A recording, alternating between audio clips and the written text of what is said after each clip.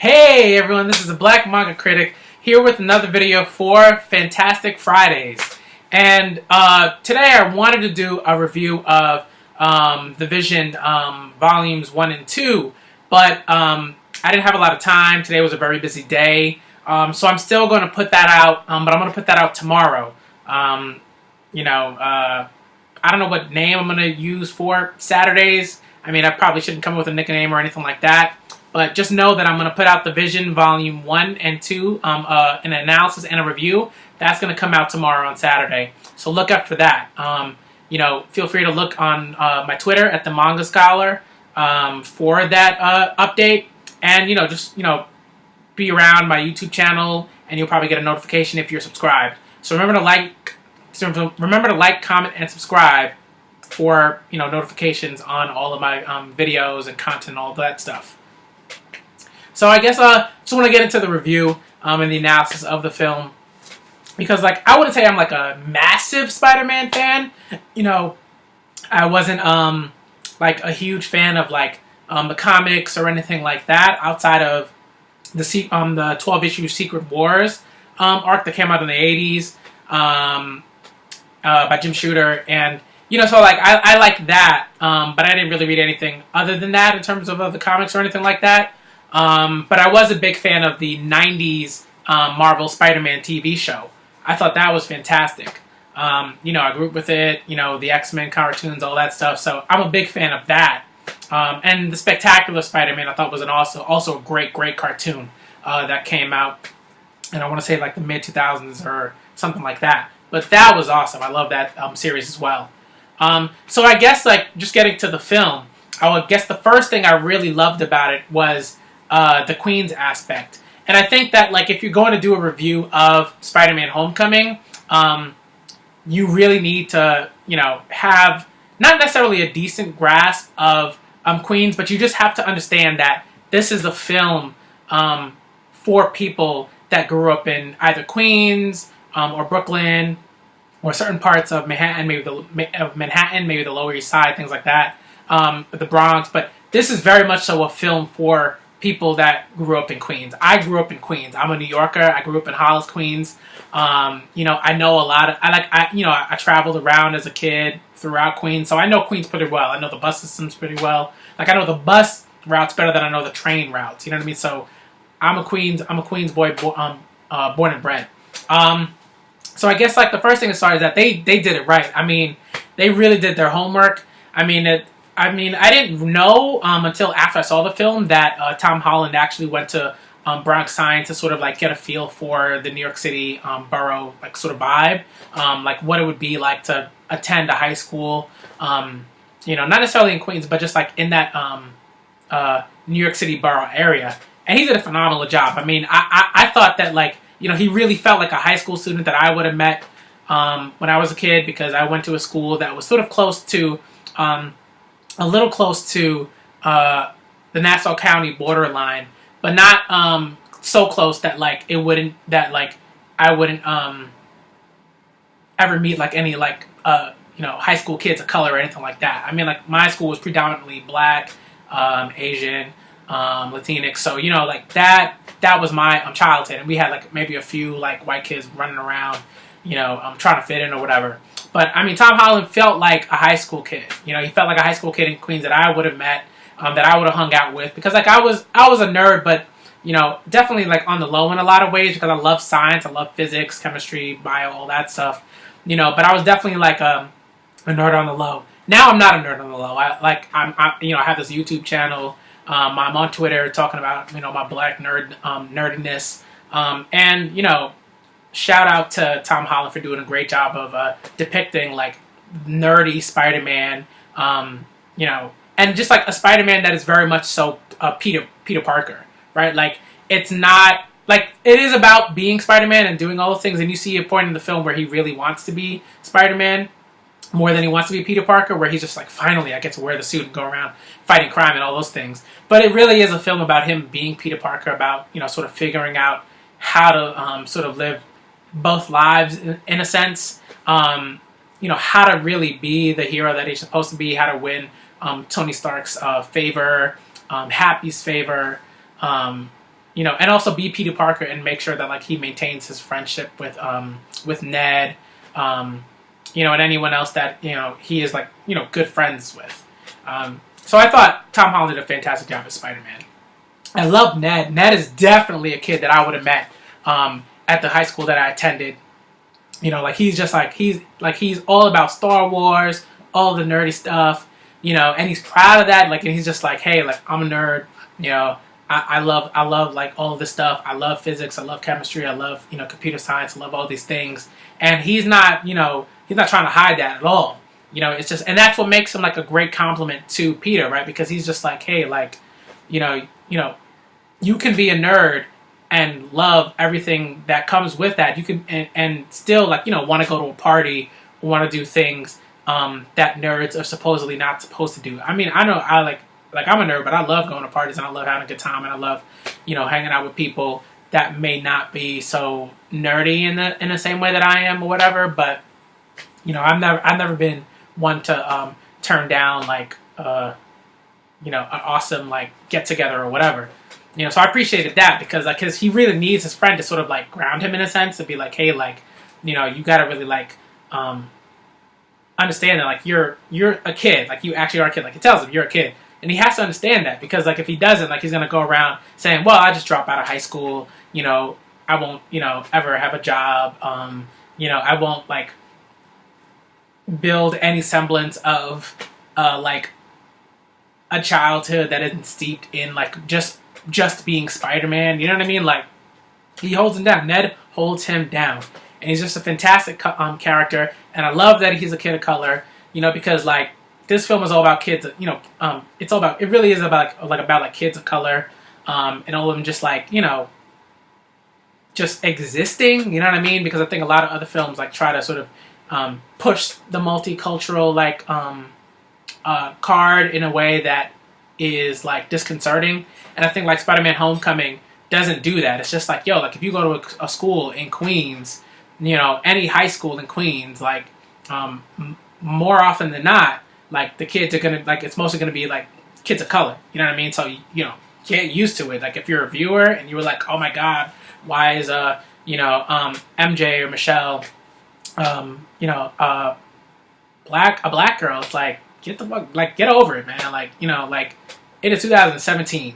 Like if you want to go live in the 19th century, you want to go live in like 75, you go find yourself a time machine and do that. But this like if you don't want to do that, like live in 2017, support kids of color and move on.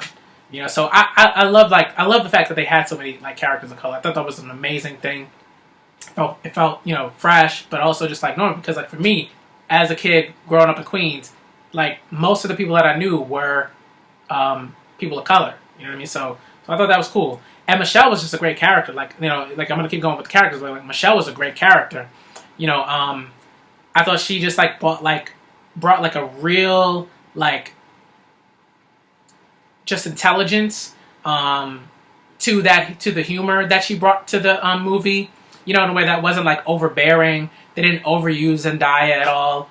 Like she appeared when she sort of needed to appear as a sort of like stalker like girl who has a crush on a guy that she likes. Which is like a totally normal thing. I mean, like people have crushes, right?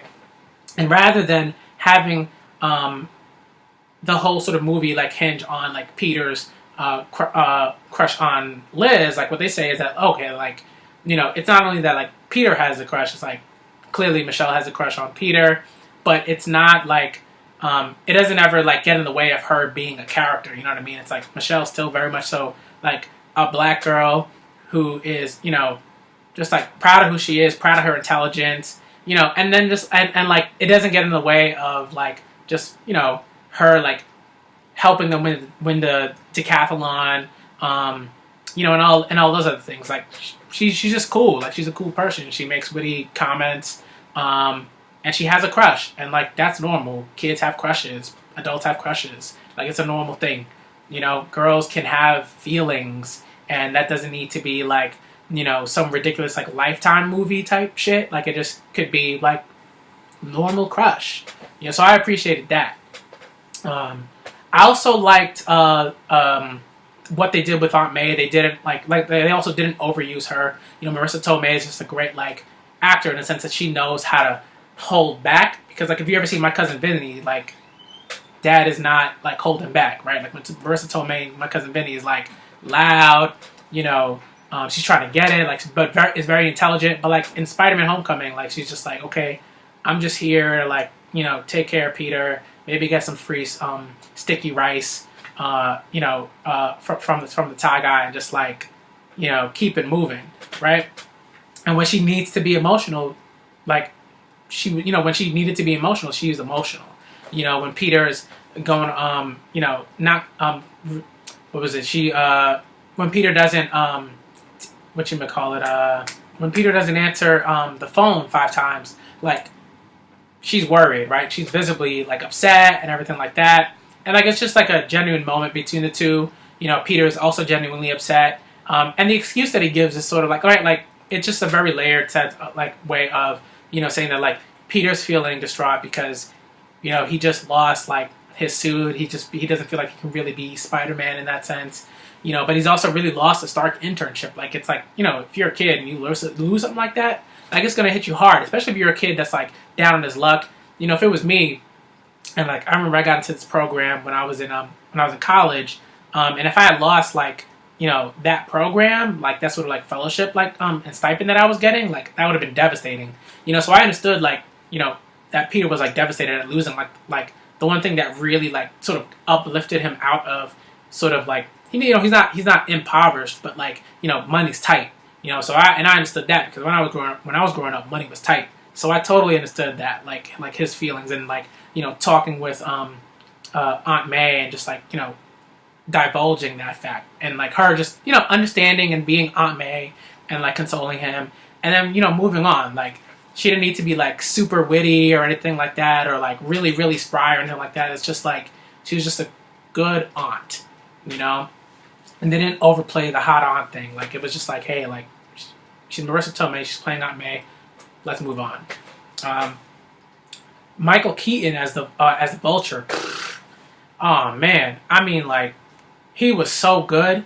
The moment that he the moment when you're watching the film, and you find out that he's Liz's father, you're like, whoa! Like unless like you sort of read a spoiler or something like that, I don't know how you could have like put the two together necessarily. You know what I mean? Like I just think they played that well, and I think they really played to the viewers who wouldn't guess that because he's a white man and Liz is a black girl, right? And like, you know, a lot of people would be like, oh well, that couldn't happen. That couldn't possibly happen. You know, but I'm glad that like that was something that they sort of probably clearly thought would happen, and you know they play that to perfection. Like nobody would have guessed that was the case, and it floored me.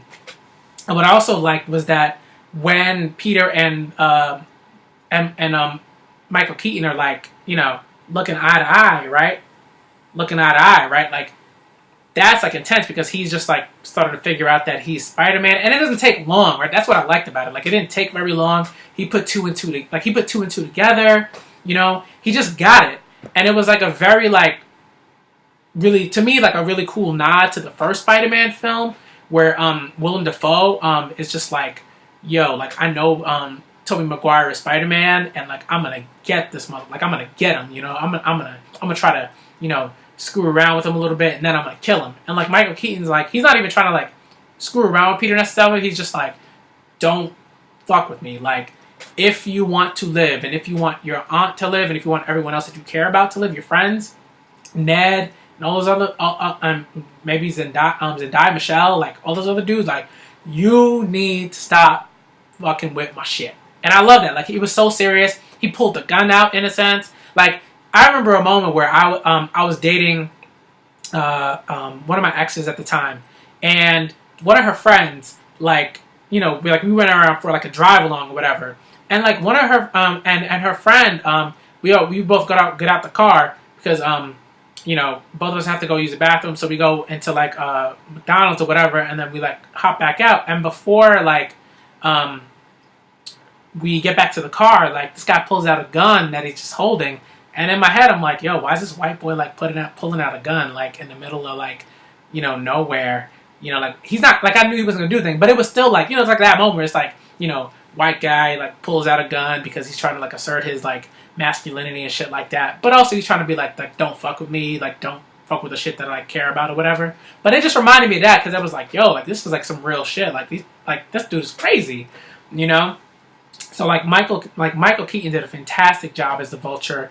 You really like feel like he cares about the little guy. He's like, yo, he's trying to bring all the other little guys in, and he's trying to like uplift the little guys that are on the street who can't like do what they want to do to like rob like the people that already have money. Like he's trying to help bank robbers. He's trying to help like the little guys that are just trying to like stick up people and stuff like that. And that's not to say like that's a good thing. Like you probably should never like help like bad guys or anything like that. But you understand where his sentiments are like coming from, and you get it because at the beginning of the film they try to flesh that out as much as possible, and you understand that like like he cares about his family, he cares about his daughter, he's trying to look out for them, but he's also trying to look out for all the guys on the street that can't look out for themselves because all these superpowered motherfuckers are out here, swinging their webs and swinging their hammers and shooting beams and shit like that. So kudos to Michael Keaton. Really, really a tour de force as an acting. Really, really great acting. I guess the third thing that I really wanted to sort of talk about was the suit. The suit, oh man, like just like the initial suit, right? Like the initial suit that we see him in terms of like the suit that Stark gives him. Stark gives him is like it's pretty awesome. It looks really nice. Some people I think have complained about the CGI or whatever, but like I don't think that was a problem. Like I loved it. Like I loved watching him move. I loved like they didn't do too much, right? They didn't try to like make him do like anything like too Spider-Man-esque. It was like he was still learning how to use the suit. He was still learning how to like figure out how to like swing in Queens, because there aren't like a lot of tall buildings in Queens. Like there aren't a lot of like 30-story buildings in Queens that he could just be like, okay, I'm gonna shoot my web and attach to a building, stuff like that. It's like he probably have to like run on top of buildings, stuff like that, shoot like a small web, and swing around just enough like not to hit anybody, or whatever. And like that's Queens. Like Queens is like it's pretty open for the most part in a lot of ways. And maybe the tall things are like trees. So it was cool that he was like swinging around trees and stuff like that, and trying to figure out how to just swing around, right? It's cool. Like he was riding the train. The 7 train, like if you live in Queens, you know about the 7 train. It was packed, like in the beginning of the film, like when I believe he was on, like it was jam packed. You know what I mean? Like that's like real Queens shit. You get on the 7 train and it's packed as fuck, and like I love that. Like I love him like just like sitting on the fire escape, chilling, watching a train go by. I'm pretty sure that was like in Astoria. That was shot like it was shot in Astoria because 7 train passes through Astoria Boulevard before it goes into Manhattan. So I mean, just like great shots. I really appreciated like, great shots with just him like, being Spider-Man, but not like doing Spider-Man stuff, like just having conversations, making the jokes, really struggling with everything. I thought Karen was like a sort of like, a great like Jarvis addition in a sense that, she's really helping him not only get the suit, but really help him like, come to grips with like what it means to be like Spider-Man, what it means to be Peter Parker, and what it means to be both, right? Like it's like, oh, you can kiss Liz now when he's like saving Liz at the Washington Monument, and it's like it's a really cool moment because it's like Karen clearly, sees Peter as both Spider-Man and Peter Parker, and it's just like, okay, I'm gonna give you advice. I like as Spider-Man, pretty sure if you wanted to try to like, kiss Liz or whatever, she might feel that. But they also didn't do the Spider-Man kiss thing because it has been weird. It's just like, like it wasn't necessary at that moment. And it's not, I don't think it's going to be necessary in the future. Like we don't need a Spider-Man kiss. It's not necessary. We've seen enough of that. We're good. Like we don't need any more Spider-Man kisses. Like that's fine. So I like, and I like that like they put him back in his like sort of original suit, right? Like the suit that he started like, web shooting and whatever. You know what I mean? Like that was cool because it was like he had to go back to his roots to move forward. You know, like in a sense of like I'm trying to think of like sort of like Thor. You know, in a sense of like when Thor lost his powers in the first Thor film, and he sort of had to like figure out what he could do as a regular person. In order to sort of be a hero without like the Asgardian like powers that he had prior to him losing his powers. So I thought that was pretty cool. I love like the fact that he was struggling. Like clearly he was struggling, to fight the Vulture, to like catch up to the plane, to do all those things. And the battle was pretty cool. Like it was just very like all over the place. Like sometimes the camera was a little like funky in a way that it needed to be because like everyone's moving around, stuff's going crazy. I loved like the fact that like he was in the old suit as he sort of was like under like rubble and he had to like get up. That was pretty cool. Like I love that part. That was awesome. Like he just it was clear that like he like for a second thought that, oh man, like I might actually like die here. Like you could feel it. You could feel like he was just like I'm a teenager. Like I might die here. Like this sucks. Like someone like, and he just screamed out for help. And it was just like a hero screaming out for help is always like a really great touch because you don't see that too often. You don't see heroes be like, oh, like I need help me. Like he was just like, man, like I'm Spider-Man, but I need help. And I'm a teenage kid, and like I haven't been doing this for like super long. So. It was a really great moment. It was just like, it could have been cheesy, but it wasn't. It sort of had that real, like, visceral moment. Like, it was a nod to Spider-Man 2 when Tobey Maguire, like, gets knocked into the cafe by Doc Ock and everything. And the rubble falls on him. The building rubble falls on him, and he gets back up. And that was, like, sort of, like, cool, and it worked in that film. But when when Tom Holland gets up in this film, in Spider-Man Homecoming, it also works in its own way. Like him looking into the water and seeing like half Spider-Man and half like himself. I thought that was great. Like it just worked, I also really liked the sort of like it seemed like it kind of looked like the Iron Spider suit without like without the legs, the prosthetic legs. But like that suit was incredible. Like I was in the movie theater and I gasped. Like I gasped out loud, and I think a few people like heard me and they were kind of like a little shocked that like I gasped out loud. And my fiance was like, and she started giggling a little bit because like she was like, oh, he's fanboying. But like I didn't care. Like I wanted a fanboy, all over the place. Like I was so hyped at that moment because I knew like we're gonna see that in the future. Maybe we'll see that in Infinity War, movies.